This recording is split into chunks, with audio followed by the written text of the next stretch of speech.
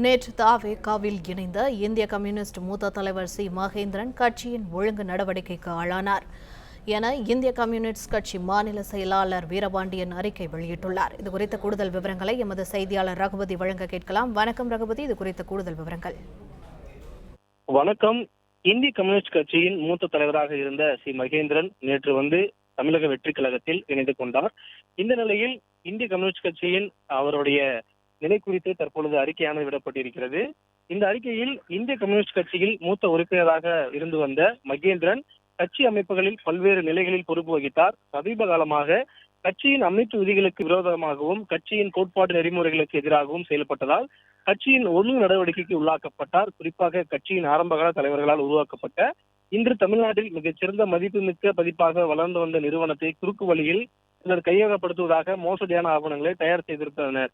அத்தகைய மோசடி பேர் வழக்கில் ஆதரவாக மகேந்திரன் செயல்பட்டதாகவும், எனவே மகேந்திரன் மீது கட்சி ஒழுங்கு நடவடிக்கை எடுத்ததும் அவரும் கட்சியின் எந்தவித தொடர்பும் இல்லாமல் இருந்து வந்தார் எனவும் கூறப்பட்டிருக்கிறது.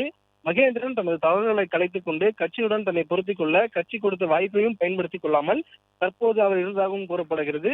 இந்த நிலையில்தான் தமிழக வெற்றி கழகத்தில் சேர்ந்து விட்டார் எனவும், மகேந்திரனின் இந்த நடவடிக்கையின் மூலம் அவர் மீது கட்சி எந்த நடவடிக்கையும் மிக சரியானது என்பதை உறுதிப்படுத்தியுள்ளது என்பதையும் இந்திய கம்யூனிஸ்ட் கட்சி தற்பொழுது அறிக்கையாக வெளியிட்டிருக்கிறது.